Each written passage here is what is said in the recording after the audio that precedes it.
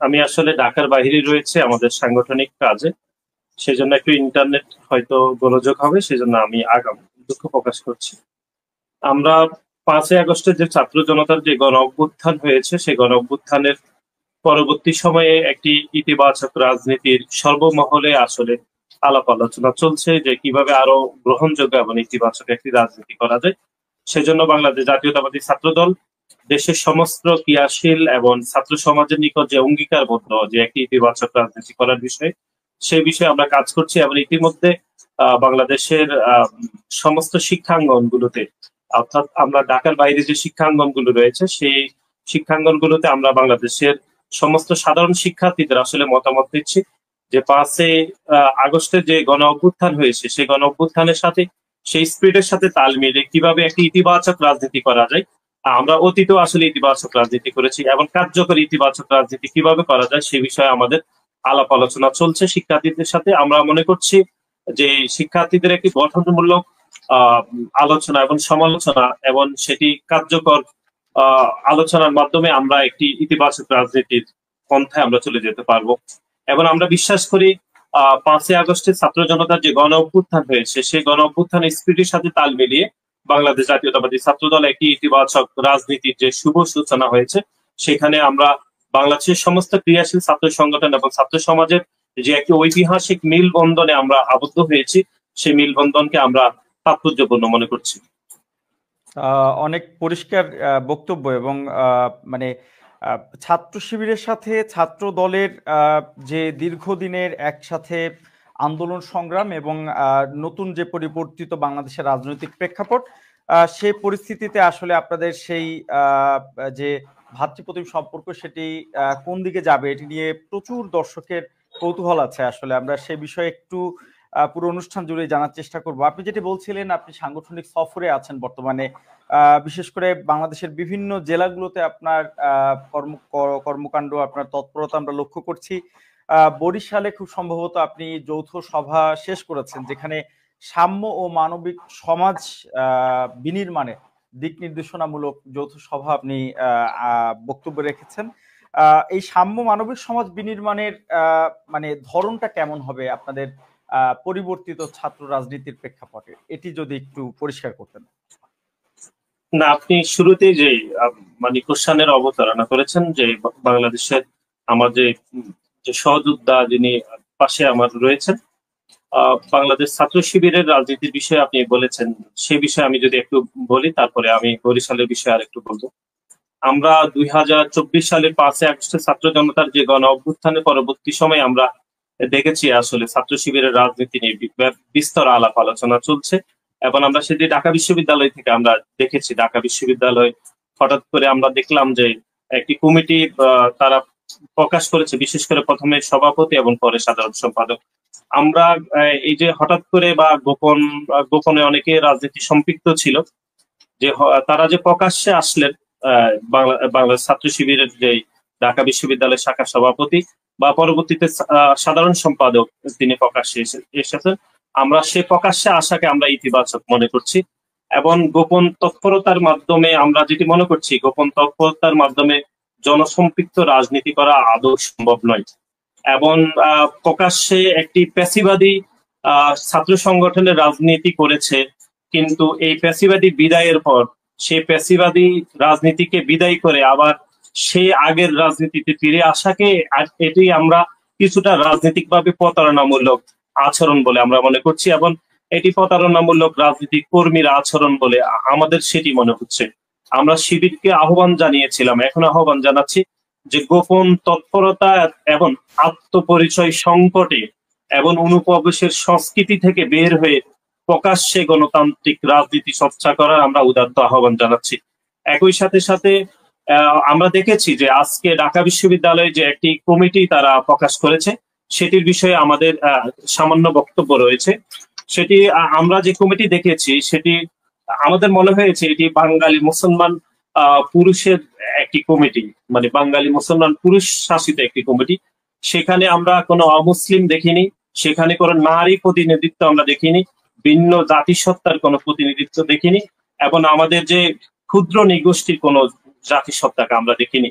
এটি অন্তর্ভুক্তিমূলক নীতি ছাড়া কোনো ছাত্র সংগঠনের পক্ষে জাতীয় পর্যায়ে প্রতিনিধিত্ব করা আসলে সম্ভব নয়। একই সাথে সাথে 2024 সালের যে 5ই আগস্টের ছাত্র জনতার যে গণ অভ্যুত্থানের একটি স্পিরিট, যেটি বলা হচ্ছে একটি ইনক্লুসিভ বাংলাদেশ প্রতিষ্ঠা করা, অর্থাৎ সর্বমহলের সব মানুষকে অন্তর্ভুক্ত করে একটি রাজনীতির যে প্র্যাকটিস করা, সেটির একটি বিপরীত পন্থা আমরা দেখেছি ছাত্র শিবিরের আজকে ঢাকা বিশ্ববিদ্যালয় কমিটি যেটি প্রকাশিত হয়েছে। সেটিকে আমরা এই এই যে ইনক্লুসিভ বাংলাদেশের সাথে এটি চরমভাবে সাংঘর্ষিক, এবং একই সাথে সাথে আমরা মনে করছি যে 2024 সালের যে 5ই আগস্টের ছাত্র জনতার যে গণ অভ্যুত্থানের সাথে এবং একই সাথে ইনক্লুসিভ বাংলাদেশের ধারণার সাথে আজকে ঢাকা বিশ্ববিদ্যালয়ের যে শিবিরের যে কমিটি প্রকাশিত হয়েছে সেটির ধারণা ব্যাপকভাবে সাংঘর্ষিক বলে আমরা মনে করছি। এটি আমি প্রাথমিকভাবে বললাম। আর আপনি বলেছেন আমাকে বরিশাল আমরা যে সাংগঠনিক কার্য তৎপরতা আমরা এখানে চালাচ্ছি, সেটি হচ্ছে 5ই আগস্টের পরে একটি সাম্য মানবিক ধারণার যে কনসেপ্ট আমাদের দলের ভারপ্রাপ্ত চেয়ারম্যান এবং ছাত্র দলের সাংগঠনিক অভিভাবক জনাব তারেক রহমান আমাদেরকে দিয়েছে। আমরা অতীত সাম্য এবং মানবিক মর্যাদা ধারণ করে রাজনীতি করেছি। এখন যেহেতু 5ই আগস্টের পরে সর্বমহলের ইতিবাচক রাজনীতির ধারণাকে আরো উচ্চ বাক্যে সবাই বলছে, সেজন্য আমরা একদম তৃণমূলে আমাদের নেতা কর্মীদেরকে আরো কিভাবে সংগঠিত করা যায় সাম্য এবং মানবিক বাংলাদেশ প্রতিষ্ঠায়, তাদেরকে আমরা বিভিন্ন নির্দেশনা দিচ্ছি এবং সাধারণ শিক্ষার্থীদের সাথে আমরা আলাপ আলোচনা করছি কিভাবে ইতিবাচক রাজনীতি করা যায়। আমরা বিশ্বাস করি যে সাধারণ শিক্ষার্থীদের অধিকার রয়েছে আমাদের প্রত্যেকটি সিদ্ধান্তের অংশীদারিত্ব হওয়ার। সেই সিদ্ধান্ত অংশীদারিত্ব হওয়ার জন্য আমরা সাধারণ শিক্ষার্থীদের মতামত নিচ্ছি। আমরা বিশ্বাস করি একটি ইতিবাচক রাজনীতি তখনই সফল হবে যখন সাধারণ শিক্ষার্থীদের আমরা মনোবেদনা বুঝতে পারবো, তাদের সমস্যা নিরসনে আমরা কাজ করতে পারবো। একই সাথে সাথে আমাদের প্রত্যেকটি সিদ্ধান্তের অংশীদার সাধারণ শিক্ষার্থীরা যদি হতে পারে, তাহলে একটি কার্যকর এবং সাম্য মানবিক ক্যাম্পাস বিনির্মাণে আমরা কাজ করতে পারবো। ধন্যবাদ আপনাকে। খুবই পরিষ্কার বক্তব্য, অনেকগুলো গুরুত্বপূর্ণ পয়েন্ট এসছে জনাব নাসিরউদ্দিন নাসির আপনার বক্তব্য থেকে। যাচ্ছি জাহিদুল ইসলাম আপনার কাছে, বাংলাদেশ ইসলামী ছাত্র শিবিরের কেন্দ্রীয় সেক্রেটারি জেনারেল। আবারও ধন্যবাদ আপনাদেরকে, আপনারা আপনাদের এই কর্মব্যস্ত সাংগঠনিক ব্যস্ততার মধ্যেও আমাদেরকে সময় দিয়েছেন। যেটি ছাত্রদল সাধারণ সম্পাদক বলছিলেন সে বিষয়ে আপনার বক্তব্য নিশ্চয়ই একটু শুনবো। সেই সাথে একটু যদি বলেন যে আজকে ঢাকা বিশ্ববিদ্যালয়ে আপনাদের পূর্ণাঙ্গ কমিটি আপনারা প্রকাশ করলেন, এই কমিটির ব্যাপারে ছাত্র দলের পক্ষ থেকে যে মতামত আসলো সেটিকে কিভাবে নিচ্ছেন জনাব জাহিদুল ইসলাম জাহিদ? জি জনাব ইসমাইল আলী, ধন্যবাদ জানাচ্ছি আপনাকে। আমি নাসিরউদ্দিন নাসির ভাইকে ধন্যবাদ জানাচ্ছি, সেই সাথে দর্শকরা যারা আমাদের সাথে যুক্ত আছেন সবাইকে ধন্যবাদ জানাচ্ছি। আমি শুরুতেই যে বিপ্লব হয়ে গেল কিছুদিন আগে আমরা সেটা চাক্ষুষ সাক্ষ্য হইতে পারছি, সেটার অংশীদার হইতে পারছি। তো সে জায়গা থেকে যারা শহীদ হয়েছেন আমি শহীদদেরকে স্মরণ করছি, তাদের শাহাদাতের জন্য আল্লাহর কাছে দোয়া করছি এবং শহীদদের পরিবারের কাছে আমি তাদেরকে সান্ত্বনা দেওয়ার মতো আসলে ভাষা আমাদের নেই, জাস্ট ধৈর্য ধারণ এবং এই আন্দোলনের স্পিরিটকে তারা ধারণ করবেন সেই অনুরোধ রাখছি। পাশাপাশি যারা আহত আছেন, এখনো পঙ্গুত্ব বরণ করেছেন, বিভিন্নভাবে অসুস্থ আছেন, আমি শুরুতে তাদের জন্য দোয়া করছি, আল্লাহ তাআলা যেন সবাইকে সুস্থ করে দেন। আমি তো শুরুতে আমি বলতে চাই, খুব সংক্ষেপে বলতে চাই যে ভাতৃপ্রতিম যে শব্দটি আপনি বলেছেন, নিঃসন্দেহে নাসিরউদ্দিন নাসির ভাই আছেন। আমি শুরুতে আপনার হেডিং দেখে চিন্তা করতেছিলাম যে মুখোমুখি ছাত্র সংগঠন। আমরা আসলে মুখোমুখি হতে চাই না, আমাদের মত দ্বিমত থাকবে, যেটা আপনার প্রোগ্রামেরই মূল থিম, মত দ্বিমত, এবং পাশাপাশি থাকতে চাই, সেটা পাশাপাশি থেকে আমরা মত দ্বিমত করব। বাট বন্ধু প্রতিমের জায়গা থেকে আমি স্পষ্ট বলবো যে আলহামদুলিল্লাহ আমাদের সেটা রক্ষা করেছি এবং ছাত্র শিবির তার জায়গা থেকে সর্বোচ্চ পরিমাণে উদারতা এবং এ বিষয়ে ঐক্যের যে স্পিরিট সেটাকে ধারণ করার জন্য সর্বোচ্চ চেষ্টা চালিয়ে যাচ্ছে। সম্প্রতি আমরা একটা বিষয় লক্ষ্য করেছি যে ছাত্র দলের সভাপতি রাকিব ভাই তিনি একটি বক্তব্য দিয়েছেন, তো সেটা নিয়ে পরবর্তী আমরা দেখলাম যে সোশ্যাল মিডিয়াতে ব্যাপক আলোচনা সমালোচনা, পক্ষে বিপক্ষে যুক্তি, বেশ তর্ক বিতর্ক বলা চলে উঠেছে। পরবর্তীতে আমরা বক্তব্যটা একটু অ্যানালাইসিস করার চেষ্টা করলাম যে আসলে ভাই কি বক্তব্য দিল আর কি মেসেজ দেওয়ার চেষ্টা করলো। আমাদের অ্যানালাইসিস যেটা উঠে আসছে যে আসলে ভাই মূলত আসলে ছাত্রলীগকে মিন করে এগুলো বলছে কিনা, এটা আমাদের একটা ধারণা আমরা পেয়েছি অ্যানালিসিস থেকে। পরবর্তীতে আসলে যেহেতু এখন ছাত্রলীগ নাই, আমাদের যারা মাঠ পর্যায়ে আছে তারা মনে করছে সম্ভবত আমাদেরকে বলছে। তিনি কিন্তু ছাত্র শিবিরের নাম মেনশন করেন নাই সেই কিছু শব্দ প্রয়োগের সাথে। তো সেই জায়গা থেকে আমাদের অ্যানালিসিস হচ্ছে যে আসলে রাজনৈতিক মাঠে এরকম বক্তব্য দিতেই পারে, এবং ছাত্রলীগের জায়গা থেকে হয়তো ওদেরকে ইঙ্গিত করে বলেছেন। তো এই জায়গা থেকে আমি ছাত্রদলের সভাপতির এই বক্তব্যটাকে খুব বেশি গুরুত্ব দিচ্ছি না। আমাদের ভাতৃপ্রতিমের জায়গাটা নষ্ট করার ক্ষেত্রে আমি মনে করছি না এটা কোনো গুরুত্ব রাখবে। পাশাপাশি আমরা সাথে সাথে আমাদের দায়িত্বশীল এবং জনশক্তি মাঠ পর্যায়ে যারা আছেন তাদেরকে নির্দেশনা দিয়েছি। এরপরে আপনি লক্ষ্য করবেন যে আলহামদুলিল্লাহ সেই যে একটা সবার ভিতরে একটা বিশৃঙ্খল মনোভাব তৈরি হওয়ার চেষ্টা বা হচ্ছিল সেটা আলহামদুলিল্লাহ অনেকটাই সলভ হয়েছে। এবং এখানে আমার কাছে মনে হয় যে তৃতীয় কোনো পক্ষ আসলে আমাদেরকে ইনডিউস করছে কিনা অথবা এ বিষয়ে প্রলুব্ধ করছে কিনা, যে ঐক্যটা যদি নষ্ট করা যায় তাহলে আসলে তৃতীয় কোনো পক্ষ সেখান থেকে সুবিধা নেবে। এই বিষয়টা আমি ছাত্রদল সহ নাসির এবং ওনাদের দলকে ভাবার জন্য অনুরোধ করব। আর আমাদের মাঝে আসলে নিয়মিতই কথাবার্তা হয়, এখানে নাসির ভাই জানেন, হয়তো মিডিয়াতে সব আসে না, আমাদের কথাবার্তা চা আড্ডা সবকিছুই নিয়মিত হয়ে থাকে। তো যে প্রশ্নটি শেষে করেছেন বা নাসির ভাই বলার চেষ্টা করেছেন যে আসলে হঠাৎ করে আবির্ভাব অথবা হচ্ছে আত্মগোপন, আমার মনে হয় নাসির ভাই ওনার প্র্যাকটিক্যাল জায়গা থেকে ওনার বক্তব্য এটা না, এটা ওনার রাজনৈতিক বক্তব্য আমাদেরকে বলছেন। বাট উনি আসলে ছাত্র শিবিরের অবস্থান কি এটা কেন্দ্র থেকে শুরু করে ঢাকা বিশ্ববিদ্যালয় সম্পর্কে ওনার যথেষ্ট ধারণা আছে। বাট বিগত 15টা বছর আসলে কি পরিবেশটা ছিল এই ক্যাম্পাসগুলোতে সেটা আসলে এটার জন্য খুব বেশি গবেষণা করার প্রয়োজন হয় না, অথবা এটা নিয়ে একেবারে খুব বেশি দিনের পর দিন মাসের পর স্টাডি করার প্রয়োজন হয়। এটা আমাদের কাছে একবারে চাক্ষুষ প্রমাণ যে এমন একটা পরিবেশ বা এমন একটা ভীতিকর রাজনীতি ক্যাম্পাসগুলোতে ছিল।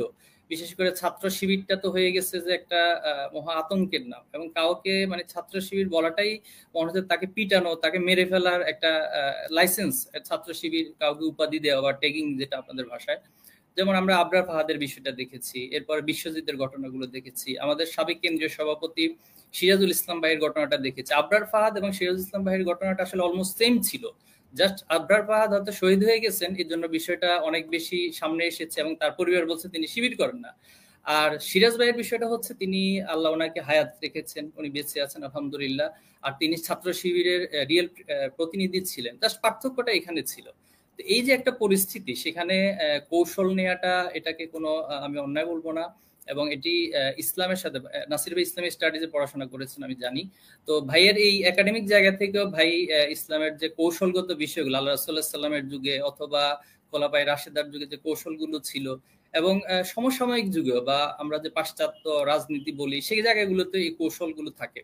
তো সেটা কৌশল করে আমরা আলহামদুলিল্লাহ দেশকে মনে করছি যে ভালো কিছু দিতে পেরেছি, এবং আমরা শুধু নাসির ভাই না সকল দলের কাছে বলবো এবং সকল রাজনীতিবিদ ব্যক্তি মত সবাইকে বলবো আপনারা এই কৌশলগুলো অবলম্বন করুন, এবং এই কৌশলগুলো অবলম্বন করে এই দেশ জাতিকে আপনারা ভালো কিছু দিন, আমরা সবার আগে আপনাদের সহযোগিতায় এগিয়ে আসবো। আর ছাত্র শিবির একটি আদর্শিক ছাত্র সংগঠন, জানেন আমাদের নিজস্ব কিছু আদর্শ রয়েছে। তো সেখানে নারীদের অংশগ্রহণ বা অন্যান্য যারা আছেন ধর্মাবলম্বী তাদের সাথে আমাদের এঙ্গেজমেন্ট আছে, আমাদের অনেক প্রোগ্রামে তাদের এঙ্গেজমেন্ট থাকে, তারা আমাদেরকে অনেক পরামর্শ দেয়। বাট এখন বলতে পারেন ঢাকা বিশ্ববিদ্যালয় কমিটিতে নেই কেন, তো এটা নেই হয়তো কোনো কারণে মিসিং হয়েছে, ভবিষ্যতে যদি সেভাবে তারা এগিয়ে আসে নেতৃত্বের জায়গাতে সেটা আসতে পারে, এটাকে আমি অন্যভাবে দেখছি। আপনাদের মানে ছাত্র শিবিরের কমিটিতে কি নারীরা কখনো মানে পদ পায় আসলে? আচ্ছা, নারীরা পদ এখনো পর্যন্ত পায়নি, তো আমি তো বলেছি যে তারা যদি আগ্রহী হয় তারা যদি আসতে চায়, কিন্তু আমাদের কর্মসূচিগুলো যদি আপনি দেখেন, আমাদের নবীন বরণ একটা গুরুত্বপূর্ণ কর্মসূচি, বিভিন্ন সংবর্ধনা প্রোগ্রাম কর্মসূচি, বিভিন্ন প্রতিযোগিতা আমরা আয়োজন করি, এবং এই প্রতিযোগিতাগুলো অনেক মানে ভ্যারিয়েন্ট জায়গা থেকে হয়, মানে হিউজ পরিমাণের প্রতিযোগিতা, এবং সেখানে আমাদের ছাত্রী বোনেরা অংশগ্রহণ করেন। তো এভাবে করে তাদের অংশগ্রহণগুলো আমাদের কর্মসূচি কেন্দ্রিক অলমোস্ট আছে বলা চলে। বাট নেতৃত্বের জায়গাটা হয়তো যেটি প্রশ্ন ছিল জনাব নাসিরউদ্দিন নাসিরের, যে আপনাদের কমিটিতে মানে কোনো ছাত্রীদের অংশগ্রহণ নেই, সেক্ষেত্রে মানে আপনি যেটি বললেন যে সেটি হয়তো কোনোভাবে মিসিং, তার মানে আপনাদের বিগত কোনো কমিটিতে কি ছাত্রীরা কখনো পদ পেয়েছিল ছাত্র শিবিরের কমিটিগুলোতে? আমি জনাব হেলালি স্পষ্ট করেছি যে আমরা একটা আদর্শিক জায়গা থেকে আমাদের কিছু কর্মসূচি আছে। আমি একটু ইন্টারফেয়ার করি, আমি শুধু নারীর বিষয়ে বলিনি, আমি অমুসলিম, নারী, ভিন্ন জাতিসত্তা, ক্ষুদ্র নিগোষ্ঠী সবকিছু আসলে বলেছি, শুধু নারীর বিষয় বলেছি। জি জি জি জি আমরা নাসির আমরা ভাই, আমি আমরা ক্লিয়ার আপনার বিষয়টা, এবং আমি সেটাই বলার চেষ্টা করেছি, সবার অংশগ্রহণমূলক ভাবে আমাদের কর্মসূচি, আপনি আমাদের কর্মসূচিগুলো পর্যালোচনা করতে পারেন, সেখানে সকলের অংশগ্রহণের সুযোগ রয়েছে। উম, আমার মনে হয় যে নাসিরউদ্দিন নাসির, আপনার যদি এ বিষয়ে কিছু যুক্ত করা থাকে আপনি করবেন। আরেকটি বিষয় একটু আপনার কাছ থেকে জানতে চাইবো জনাব জাহিদুল ইসলাম, আপনাদের মানে বর্তমান যে কর্মসূচি এবং যেটি জাহিদুল ইসলাম নাসিরউদ্দিন নাসির বলছিলেন যে ক্যাম্পাসে আপনাদের যে আত্মপ্রকাশ এবং মানে আত্মপরিচয়ের কোনো ধরনের সংকট কি আসলে ছাত্র শিবিরের মধ্যে আছে কিনা, বিশেষ করে মানে প্রকাশ্যে রাজনীতি করার ক্ষেত্রে এটি নিয়ে আপনি নিশ্চয়ই লক্ষ্য করবেন যে বর্তমান সময়ে সামাজিক যোগাযোগ মাধ্যমে অনেক প্রশ্ন আছে। আবার একই সাথে এই ধরনের প্রশ্ন আসছে বারবার যে ছাত্রলীগের সাথে কি ছাত্রলীগের কমিটিতে কোনোভাবে অনুপ্রবেশ করে ছাত্র শিবির রাজনীতিতে অংশ নিয়েছে কিনা আসলে। জি ধন্যবাদ জনাব হেলালি, আপনি চমৎকার প্রশ্ন করেছেন। প্রথমত আত্মপরিচয় সংকট, এটি আমরা ফিল করব, এটা আমাদের কোনো কাজে আসলে প্রমাণ করে না। আমরা দেখেন এত নির্যাতনের পরেও ছাত্র শিবির তার কমিটি বলুন, এরপরে হচ্ছে আমাদের সেট আপ কার্যক্রম বলুন, অথবা আমাদের কর্মসূচিগুলো বলুন, কোনো একটি কর্মসূচি আসলে বন্ধ ছিল না। হয়তো যেটা মিডিয়াগুলো এখন প্রচার করছে, অনেক বেশি মিডিয়াতে আপনারা দেখতে পাচ্ছেন, আপনাদের কাছে এখন অনেকের কাছে যেটা নতুনত্ব মনে হইতে পারে, কিন্তু আসলে কোনো কর্মসূচি আমাদের নতুন না। প্রত্যেকটা কর্মসূচি আমাদের প্রত্যেকটা বছর প্রত্যেকটা সময় হয়েছে। তো সে জায়গা থেকে আমি বলবো যে আপনার কাছে যেটা নতুনত্ব মনে হচ্ছে অথবা বিভিন্ন জন যেটা বিভিন্ন ব্যাখ্যা করছে, আমি ভাইদেরকে আমাদের বিগত সময়ের কার্যক্রমগুলো আপনারা সোশ্যাল মিডিয়াতেও দেখতে পারেন, আমাদের অফিসিয়াল যে প্ল্যাটফর্মগুলো রয়েছে অথবা আমাদের ওয়েবসাইট রয়েছে। এবং দেখেন আমাদের ওয়েবসাইটেরও কিন্তু মানে বাংলাদেশ থেকে সেটা দেখার সুযোগ ছিল না, এভাবে করে বন্ধ করা ছিল। তো কতটা নির্মোহ নির্যাতনের শিকার হওয়ার পরও একটি ছাত্র সংগঠন আজকে 2024 সালের এই পর্যায়ে আসতে পারে। তো সে জায়গায় আত্মপরিচয় সংকট যদি আমাদেরকে এই ব্লেম বা এই প্রোপাগান্ডা অথবা এখানে আমি ল্যাঙ্গুয়েজ আগ্রাসন বলবো, এটা যদি আমাদের উপরে করেন, তাহলে আসলে এটা জুলুমের সর্বোচ্চ সীমা ছাড়িয়ে যায় বলে আমি মনে করি। আর সেকেন্ড, আপনি যে বিষয়টি বলেছেন যে ছাত্রলীগের সাথে অন্তর্ভুক্তিমূলক, তো আপনি একটু স্টাডি করুন যে বিগত 15 বছর একটা কম্পারেটিভ স্টাডি করতে পারেন, অথবা একাডেমিশিয়ান যারা আছেন আমরা আহ্বান করছি যে বিগত 15 বছরের সবচেয়ে ছাত্রলীগ দ্বারা নিগৃহীত কারা হয়েছে, এটা আপনি ডেটা অ্যানালাইসিস করেন, এবং যথেষ্ট সুযোগ আছে, যদি চান আমাদের কাছে ডেটা, আমরা সবকিছু তথ্য উপাত্ত সব আপনাদেরকে সরবরাহ করবো।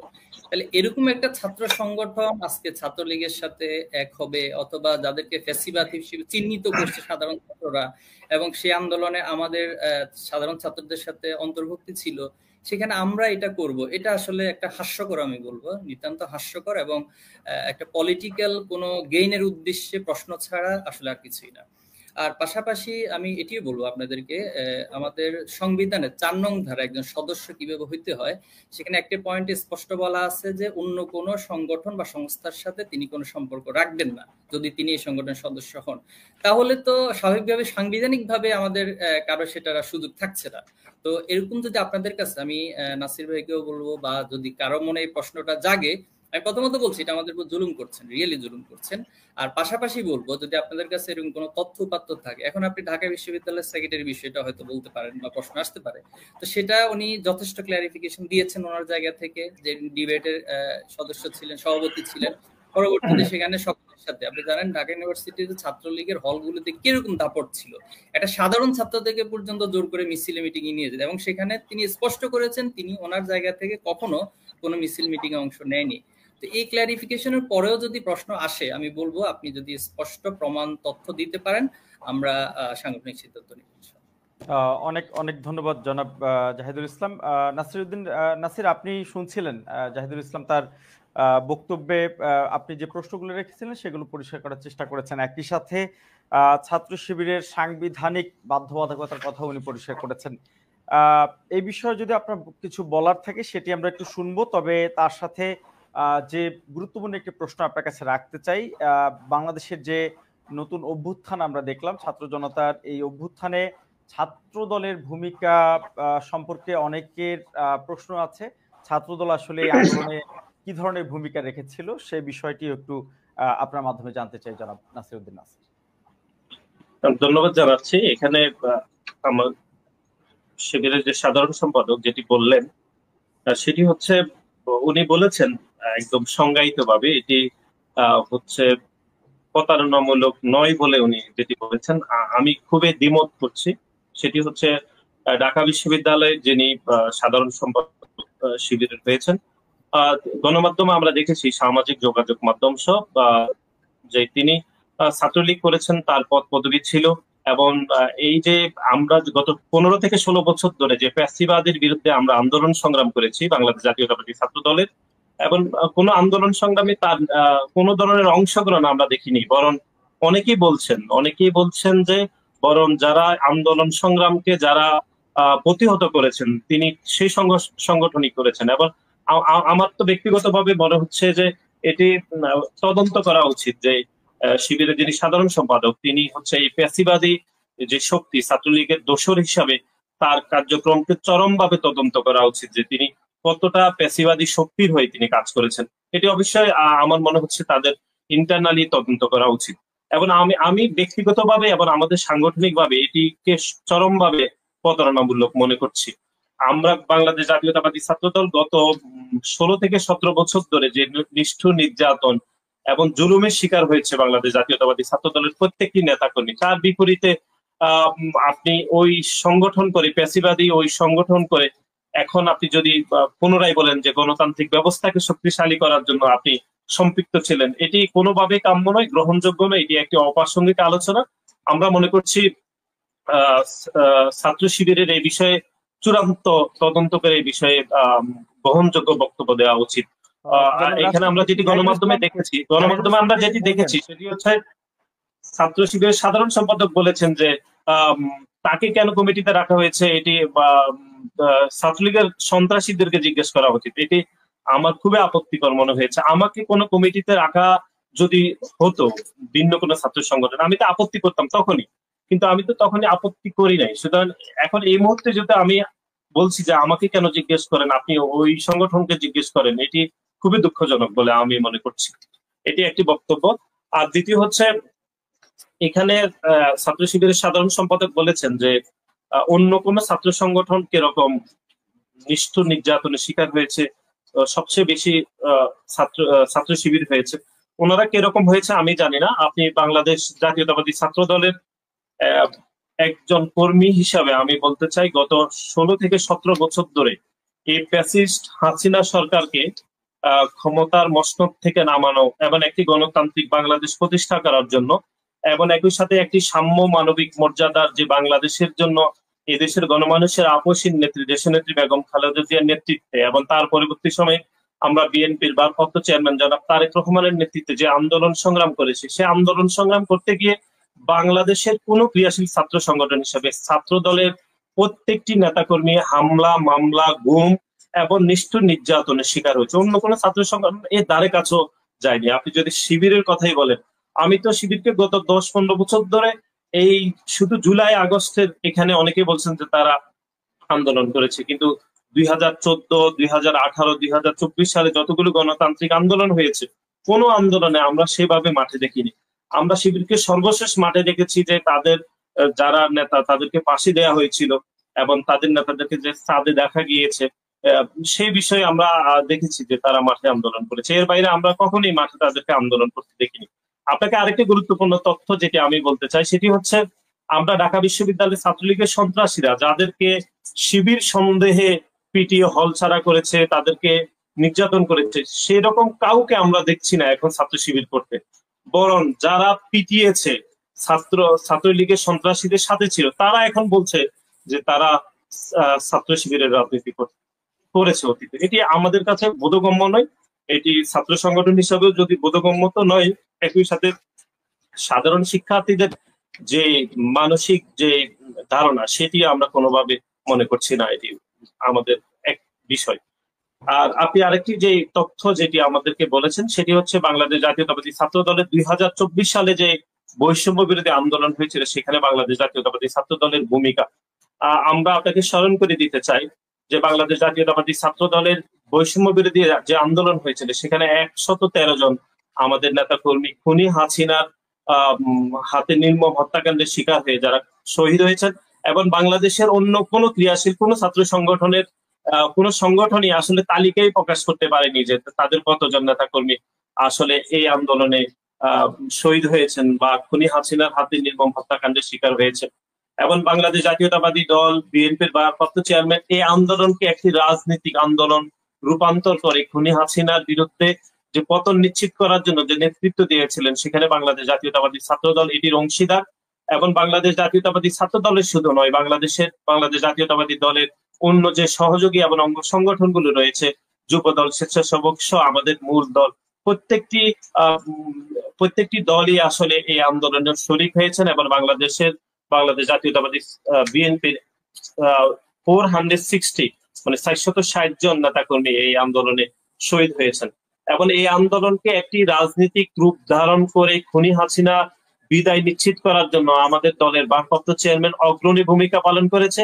এবং আমরা দলের ভারপ্রাপ্ত চেয়ারম্যানের নির্দেশনায় আমরা এই আন্দোলনে অংশগ্রহণ করেছি এবং এই আন্দোলনে একটি সফল পরিণতি হয়েছে খুনি হাসিনার বিদায়ের মাধ্যমে, আমরা সেটি বলতে চাই। সুতরাং বাংলাদেশ জাতীয়তাবাদী ছাত্র দলের প্রত্যেকটি নেতাকর্মী গত 16-17 বছর ধরে যে আন্দোলন সংগ্রাম করেছে তার একটি সফল পরিণতি হয়েছে গত 5ই আগস্ট ছাত্র জনতার গণ অভ্যুত্থানের মাধ্যমে খুনি হাসিনার বিদায়ের মাহেন্দ্রক্ষণ।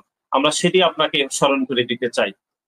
জনাব নাসিরউদ্দিন নাসির, আপনি মানে নিজেও হয়তো লক্ষ্য করেছেন যে এবারের গণ অভ্যুত্থান পরবর্তী মানে রাজনীতি, ছাত্র রাজনীতি প্রসঙ্গে আমরা দেখলাম যে অধিকাংশ বিশ্ববিদ্যালয়গুলোতে ছাত্র রাজনীতির বিরুদ্ধে প্রবল একটি আপত্তি উঠেছে। আপনি যেটি বলছিলেন যে আপনারা ছাত্র সংগঠনগুলো সরাসরি এই আন্দোলনের সাথে সম্পৃক্ত ছিলেন, আপনারা মানে আপনাদের কন্ট্রিবিউশনের জায়গাটি আসলে অনেক বড়, যেটি আপনি দাবি করলেন। তাহলে ছাত্র রাজনীতির প্রসঙ্গে সাধারণ শিক্ষার্থীদের এই আপত্তি কেন? দেখুন, আমাদের এই বিষয়ে একদম পরিষ্কার বক্তব্য রয়েছে। সেটি হচ্ছে 5ই আগস্টের ছাত্র জনতার যে গণ অভ্যুত্থান হয়েছে, সেই গণ অভ্যুত্থানের স্পিরিটের সাথে তাল মিলিয়ে একটি ইতিবাচক রাজনীতির ধারণা সর্বমহলের আলাপ আলোচনা চলছে। ঠিক 5ই আগস্ট ছাত্র জনতার গণ অভ্যুত্থানের স্পিরিটের সাথে তাল মিলিয়ে যখন এই দেশের ছাত্র সমাজ এবং ক্রিয়াশীল প্রত্যেকটি ছাত্র সংগঠনে একটি ঐতিহাসিক মিল বন্ধনে আবদ্ধ হয়েছে, ঠিক তখনই একটি পরাজিত প্যাসিস্ট শক্তি ছাত্র রাজনীতি বন্ধ করার জিখির তুলেছে। এটি সাধারণ শিক্ষার্থীরা কোনোভাবে মেনে নিবে না। একই সাথে এই সিদ্ধান্ত যারা বাস্তবায়ন করার চেষ্টা করছে, আমরা এটিকে অগণতান্ত্রিক এবং মৌলিক অধিকারের বরখেলাপ বলে আমরা মনে করছি। কারণ যদি রাজনীতি আসলে ছাত্র রাজনীতি বন্ধ করতে হয়, তাহলে শুরুতে এই দেশ থেকে রাজনীতি এবং রাজনৈতিক প্রতিষ্ঠানগুলোকে আগে বন্ধ করতে হবে। এটি তো কোনোভাবেই সম্ভব নয়। যেহেতু রাজনৈতিক দল এবং রাজনৈতিক প্রতিষ্ঠানগুলোকে কোনোভাবে বন্ধ করা যাবে না, সেহেতু আপনি বলতেই পারবেন না যে আপনি রাজনীতি বন্ধ করতে চান। এবং আমরা যে রাষ্ট্রের নাগরিক, সে রাষ্ট্র নিজে একটি রাজনৈতিক প্রতিষ্ঠান এবং রাষ্ট্রের প্রতিটি নাগরিক কোনো না কোনো ভাবে রাজনীতির দ্বারা সম্পৃক্ত। সুতরাং রাজনীতি বন্ধ করার যে বিষয়টি কিছু কুচক্রী মহল দাবি তুলেছে, এটি এক ধরনের হচ্ছে দেশকে পিছিয়ে দেওয়া এবং যে পরাজিত প্যাসিস্ট শক্তি পুনরায় ক্ষমতা দখল করতে চায় তারই এক ধরনের অপচেষ্টা বলে আমরা মনে করছি।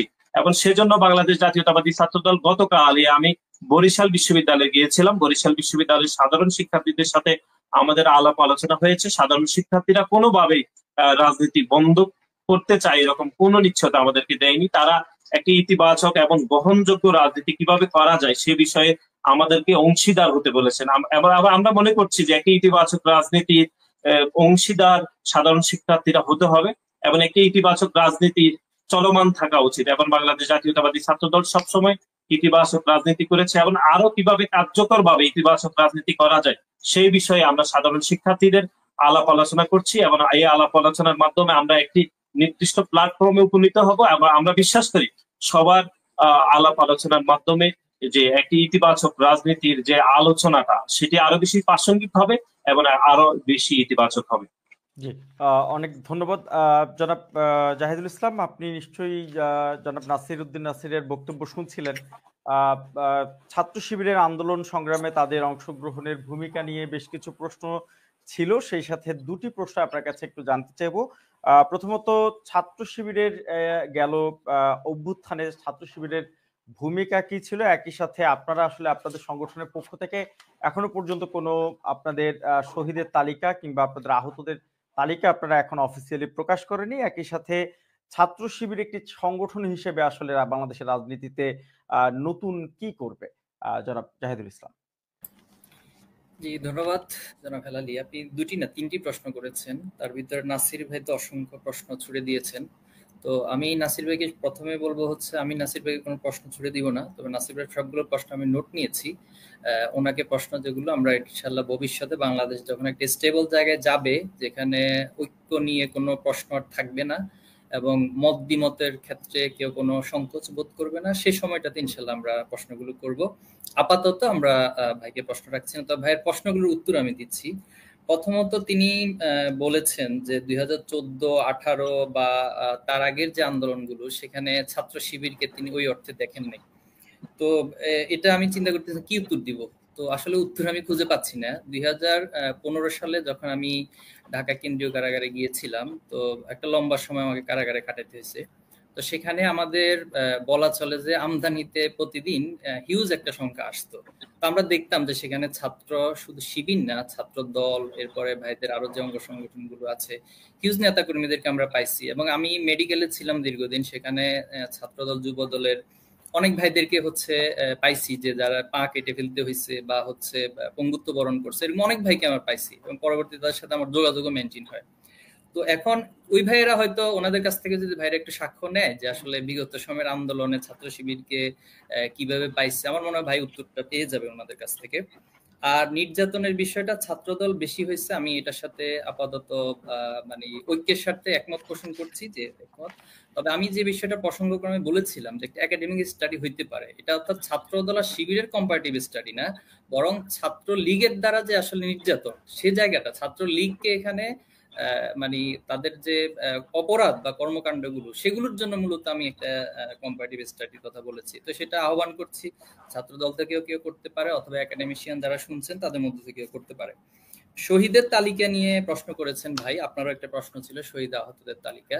আসলে আমরা যখন তালিকা করছিলাম, তখন আমরা আসলে আমাদের শুধু ছাত্র শিবির তালিকাটা করিনি, ছাত্র দল, ছাত্র যুব দল, এরপরে হচ্ছে সেখানে পেশাজীবী ছিল।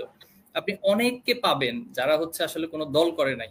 এখন প্রশ্নটা হলো, আমরা যখন এই তালিকা করে আমাদের দলটা প্রকাশ করব, তাহলে এই যারা দল করে নেই, এই তালিকাগুলো কারা প্রকাশ করবে? এই জিনিসটা আমাদেরকে ওই সময় খুব ভাবিয়ে তুলেছিল। এবং বিশ্বাস করবেন, আমরা এটা নিয়ে নিস্তব্ধ হয়ে যাওয়ার মতো, যে এইভাবে দল নিয়ে যখন আমরা প্রকাশ করতে যাচ্ছি, তাহলে আসলে যারা কোনো দলীয় ভাবে আসেনি, যে নিডারেক্ট হচ্ছে অন্যায়ের প্রতিবাদ করতে আসছে, অথবা হচ্ছে সে যখন দেখতেছে যে সারা দেশে একটা প্যাসিজম কায়েম হয়েছে, এটার বিরুদ্ধে দাঁড়িয়েছে, সে তো কোনো দলীয় পরিচয় নিয়ে আসে নাই, তাহলে তাকে কেন আমি আলাদা করব? এটা হলো আমার প্রশ্ন। এই জন্য আমরা সকলের তালিকাটাই প্রকাশ করেছি।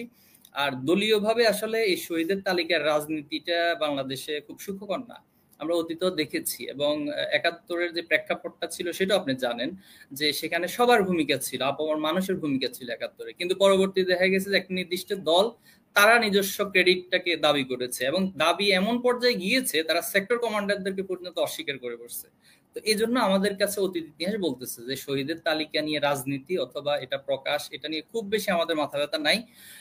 আমরা যতটুকু যারা শহীদ হয়েছেন, আমরা সবাইকেই শহীদ হিসেবে দেশের জন্য, জাতির জন্য এবং আন্দোলনের জন্য জাতীয় বীর হিসেবেই আমরা সেটা কামনা করছি এবং সেটা প্রত্যাশা রাখছি। আর আন্দোলনে আমাদের ভূমিকা বলেছেন, আমরা এখন পর্যন্ত আপনি সিঙ্গেল ওয়ার্ড দেখাইতে পারবেন না অথবা সিঙ্গেল সেন্টেন্স দেখাইতে পারবেন না যেখানে আমাদের কোনো অফিসিয়ালি বক্তব্য আমরা বলেছি যে আন্দোলনে আমাদের ক্রেডিট অথবা আমরাই সব করছি অথবা আমাদের এই অবদান, এটা আপনি আমাদের কোনো অফিসিয়াল বক্তব্যে দেখাতে পারবেন, আমি চ্যালেঞ্জ করতেছি। এখন হচ্ছে কারা আমাদেরকে নিয়ে বলতেছে, যারা আমাদের নিয়ে অতি উৎসাহী অথবা আমাদেরকে অতি বেশি ভালোবাসেন, তারা আমাদের বিষয়গুলো সামনে নিয়ে আসছেন। ঢাকা বিশ্ববিদ্যালয়ের সভাপতির বিষয়গুলো তো তিনি কখনো তার ফেসবুক স্ট্যাটাসে বলেন না যে তিনি সমন্বয়ক হয়ে কি ভূমিকা রাখছেন। তিনি অন্যরা যেভাবে করে ভূমিকা রেখেছেন, একজন সাধারণ ছাত্রের জায়গা থেকে যেভাবে ভূমিকা রাখা উচিত ছিল, একজন দায়িত্বশীলতার জায়গা থেকে, নীতি নৈতিকতার জায়গা থেকে যেভাবে ভূমিকা রাখার দরকার ছিল, আমাদের ছাত্র শিবিরের প্রত্যেক নেতা কর্মী ঠিক সেভাবেই করেছে। আর সবচেয়ে বড় বিষয় হলো, আসলে ওই সময় কারো ব্যানার ছিল না। আমি এটা বারবার এর আগেও বলেছিলাম বিভিন্ন প্ল্যাটফর্মে। তো ওই সময় ব্যানারটার নাম হয়ে গেছে মাজলুমের ব্যানার। ব্যানারে লেখা ছিল যে আমরা সবাই মাজলুম, অর্থাৎ আমাদের উপর জুলুম করা হচ্ছে। আর আমরা কার বিরুদ্ধে লড়াই করতেছি? যিনি ১৫ বছর বাংলাদেশে ফ্যাসিজম কায়েম করছে। তো এই জন্য এখানে আসলে দলীয় ভাবে কোনো ক্রেডিট না বলে আমি বলতে চাই যে এই আন্দোলনে সবারই ভূমিকা ছিল। কেউ চিন্তা দিয়ে ভূমিকা রাখছেন, কেউ সেখানে পরামর্শ দিয়ে ভূমিকা রাখছেন, কেউ হচ্ছে অর্থনীতি দিয়ে ভূমিকা রাখছেন, কেউ মাঠে ময়দানে ভূমিকা রাখছেন, কেউ শহীদ হয়ে ভূমিকা রাখছেন।